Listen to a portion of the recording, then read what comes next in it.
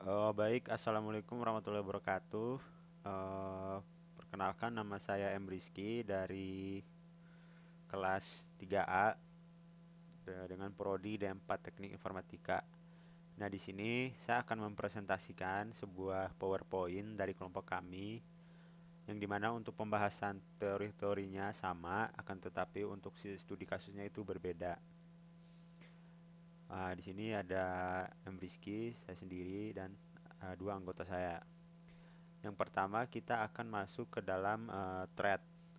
Thread merupakan unit dasar dari penggunaan CPU yang terdiri dari thread ID, program counter, register set, dan stack. Sebuah thread berbagi code section, data section, dan sumber daya sistem operasi dengan thread lain yang dimiliki oleh proses yang sama. Hal tersebut akan membuat efisiensi dalam penggunaan CPU lebih optimal karena beberapa proses dijalankan secara bersamaan. Jadi intinya di sini thread adalah sebuah sekumpulan proses yang dijalankan secara bersamaan sehingga nanti CPU-nya akan berjalan secara optimal dan juga prosesnya akan cepat selesai gitu. Kemudian ada yang namanya log. Log merupakan modul thread yang digunakan untuk menggenerate objek yang berada dalam kondisi unlock untuk mengefisienkan akses terhadap shared source dan mencegah terjadinya data korup. Jadi untuk fungsi log ini akan mengakses atau akan digunakan pada objek yang kondisinya unlock saja. Nah, kenapa dia menggunakan kondisi yang unlock saja? Karena memang nanti ada beberapa kasus yang dimana uh, sebuah proses menggunakan contohnya file yang sama di dalam dua proses. Nah, itu tentunya akan menjadi data korup. Nah, untuk mengefisienkan itu, maka ada log dan unlock dari sebuah thread. Nah, di sini dituliskan untuk mengefisienkan akses terhadap share source atau file-file yang di-share yang bisa kita gunakan. Jadi, kalau misalkan kita gunakan secara bersamaan, nanti akan terjadi korup. Maka ada yang namanya fungsi log. Kemudian di sini ada namanya semafor, sebuah struktur data komputer yang digunakan untuk sinkronisasi proses, yaitu untuk mencegah masalah di mana lebih dari satu proses atau thread dijalankan secara bersamaan dan harus diatur urutan kerjanya. Jadi di sini untuk semafor dia akan melakukan sebuah proses secara sistematik atau berurutan agar thread yang dijalankan secara bersamaan diatur urutan kerjanya. Ya, misalkan ada thread satu, itu proses A dan B. Setelah proses A dan B, maka dijalankan proses C dan D gitu. Maka kita gunakan semafor. Kemudian di sini ada barrier untuk mensinkronasi dengan thread yang berguna untuk perhitungan bertahap. Jika thread sedang mengeksekusi kode yang sama secara paralel, maka harus menyelesaikan terlebih dahulu sebelum pindah ke task berikutnya. Jadi untuk barrier nanti sebenarnya hampir sama, dia akan melakukan sebuah proses yang secara bertahap atau sistematik gitu. Kemudian di sini ada condition, merupakan objek digunakan untuk menjalankan proses dengan menunggu hasil dari proses event, lalu mendapatkan akses eksklusif terhadap resource. Kemudian untuk event sendiri adalah event objek merupakan mekanisme sederhana yang digunakan untuk berkomunikasi antar thread yang nanti akan mengirim sinyal untuk menunggu proses lain selesai. Mungkin kita langsung saja untuk ke studi kasusnya, yaitu barrier SK. Di sini saya mengambil file atau metode dari barrier SK, metode de barrier untuk studi kasusnya. Nah, di sini pada metode barrier menggunakan studi kasus pembuatan makanan tercepat dengan 5 jenis makanan. Makanan yang paling cepat tersaji akan langsung terprint pada konsol dengan waktu selesainya. Untuk contohnya di sini ada barrier SK, yang dimana untuk nama-nama foods atau makanannya diisi di dalam array. Nah, jika kita hitung di sini ada 5. Namun di sini kita mengganti source code-nya, kita mengganti untuk panjang dari atau banyaknya foods itu, kita menggunakan fungsi len. Jadi udah terotomatis. Jadi kita tinggal menginputkan di dalam array. Sedangkan kalau kita lihat di dalam saya besarkan video dulu. Sedangkan jika kita lihat di dalam file defaultnya di sini 6 runnersnya masih static, tidak otomatis gitu. Nah di sini untuk finish line-nya berupa barrier dengan jumlah banyaknya makanan di atas. Jadi nanti barrier akan berjumlah sebanyak foods yang ada di dalam array. Kemudian di sini def runner itu dia ada sebuah variabel nama, dia akan mengambil data di dalam array foods. Jadi dia mengambil data itu menggunakan function pop. Dia mengambil data. Kemudian di sini akan menghentikan proses sementara atau sleep time gitu, memberi jeda dengan random number yaitu antara 2 sampai 10. Kemudian di sini dia akan ngeprint raise the barrier at nama foodnya apa dengan total waktunya berapa, waktu berhentinya berapa. Baru di sini finish line wait. Finish line wait itu akan memulai prosesnya itu akan berjalan sesuai dengan ininya waktunya dengan sleep range ini. Ini div main. Div main di sini ada suatu array kosong dengan threads.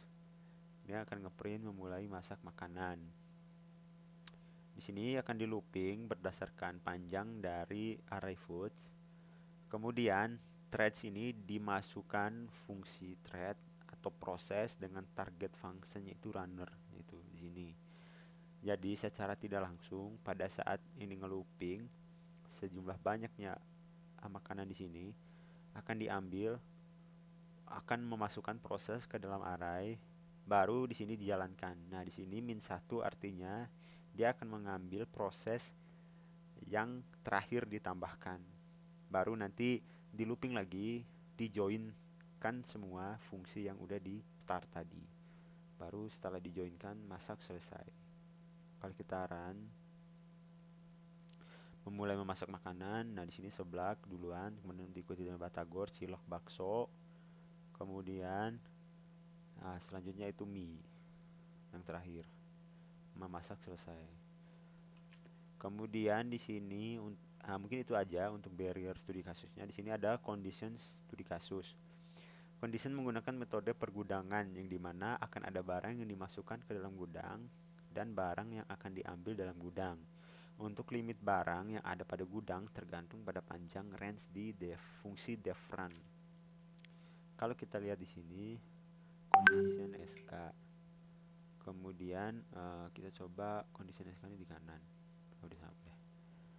Nah, di sini ada 2 kelas dengan mengekstenkan dari thread atau child dari thread. Di sini outbound artinya barang yang keluar, dan juga di sini ada inbound barang yang masuk.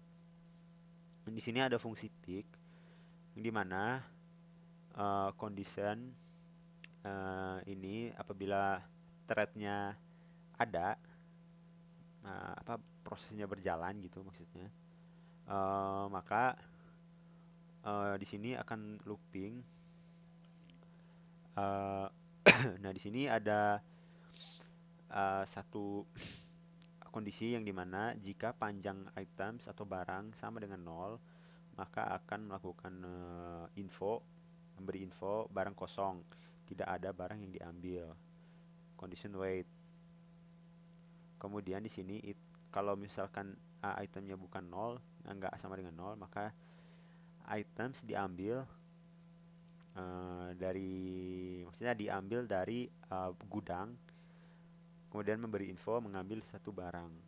Kemudian kondisi notify.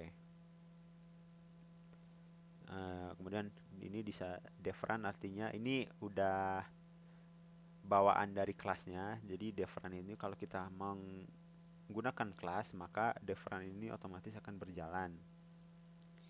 Nah, di sini pada deferan ada looping dengan jumlah 20. Nah, di sini maksudnya 20 itu berapa banyak kita mau mengambil barang dalam gudang. Nah, di sini kita mengambil sebanyak 20 barang outbound pick, barang yang keluar. Nah, setiap barang diambil setiap 2 detik baru dijalankan fungsi pick. Kemudian di sini ada kelas inbound sama. Nah, di sini extendnya dari thread. Nah, di sini dev store. Dev store artinya kita menyimpan barang ke dalam gudang. Nah, jika ada fungsi atau proses di dalamnya, dia akan ngecek kondisi. Jika laba dengan 10, dia akan memberi info total barang dalam gudang dengan format panjang dari gudang atau banyaknya barang di dalam gudang. Ini ditandakan dengan line items. Gudang penuh. Condition wait. Dia akan menunggu proses selanjutnya atau proses inbound. Ya, proses inbound selanjutnya. Baru di sini item kalau misalkan uh, belum sama dengan 0, maka barang akan tetap dimasukkan ke dalam gudang. Items ini adalah ibaratnya items itu gudangnya gitu. Dimasukkan satu items. Open satu, item satu gitu. Kemudian di sini memberikan info total barang pada gudang, formatnya, panjang itemsnya berapa, panjang atau jumlah itemnya dalam gudang. Kemudian condition notify, kemudian run. Nah, di sini run sama, ini 20. Tetapi di sini pada saat inbound kita memasukkan barang setiap setengah detik. Jadi ditandakan time slip.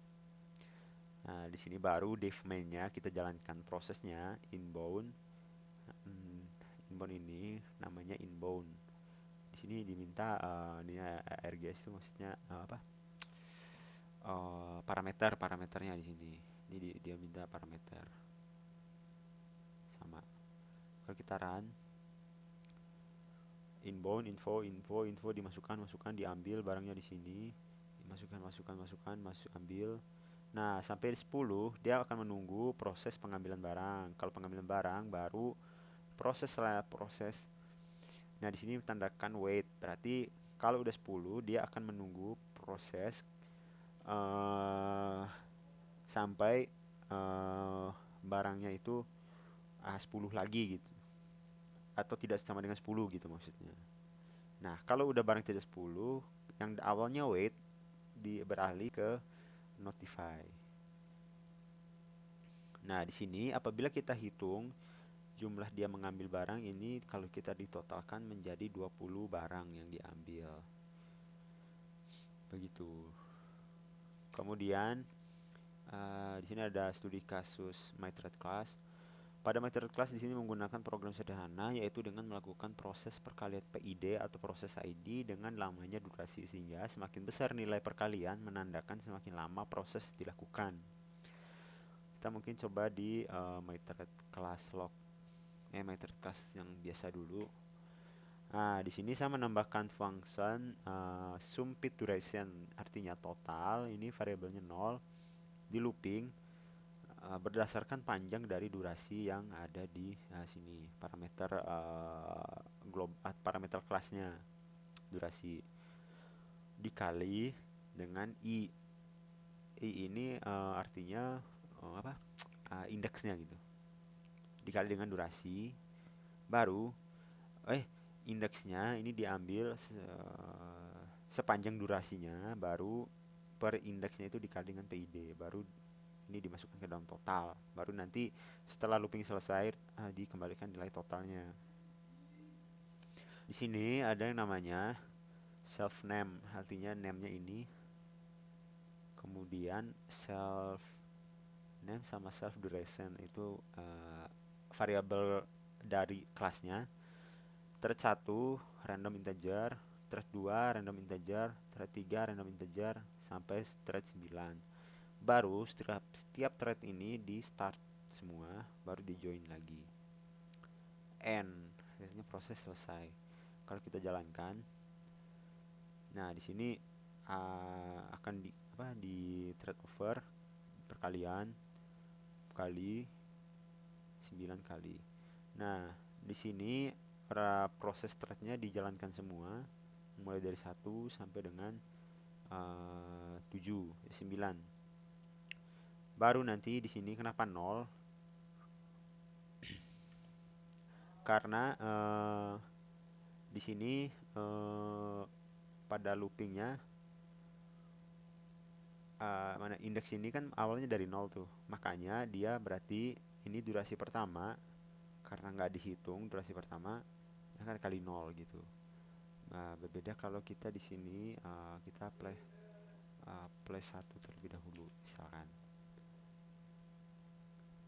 Nah, di sini kali 1 sama dengan sini 2 4 sama. Nah, ini baru tidak ada 0 yang hasilnya. Benar. Ini sudah berjalan sekitar 9 detik. Karena memang kan total durasinya 9 di sini. Jadi total berjalannya 9. Nah, di sini untuk thread 1 sampai 8 dia berjalan bersamaan. Kemudian sesuai dengan threadnya, sesuai dengan durasinya, baru selesainya juga prosesnya ini sama 9. Kalau misalnya ini 10 terakhirnya, maka di sini 10 second. Kemudian yang ada lognya. Yang ada lognya dia sebenarnya hampir sama, cuman di sini kita akan menjalankan satu persatu fungsinya. Dari mana kita tahu di sini ada yang acquire dan release. Acquire dan release artinya dia membuka lognya. Ini kan unlock nih, contohnya unlock. Di lock, lock, kemudian di unlock. Jadi di sini artinya dia akan menjalankan fungsi ini terlebih dahulu, kemudian dirilis. Jalankan ini fungsi dulu, selesai semua rilis, semua rilis gitu. Jadi dijalankan satu persatu. Kalau kita coba run, di sini 3 menit, 3 detik, 2 detik. Di sini kita tandakan over. Jadi di over dulu, baru setiap threadnya dijalankan secara berurutan. Simpelnya gitu. Sama. Nah, tag tunggu over. Nah, 7 detik over. Thread 7 berapa detik? 4 detik selesai.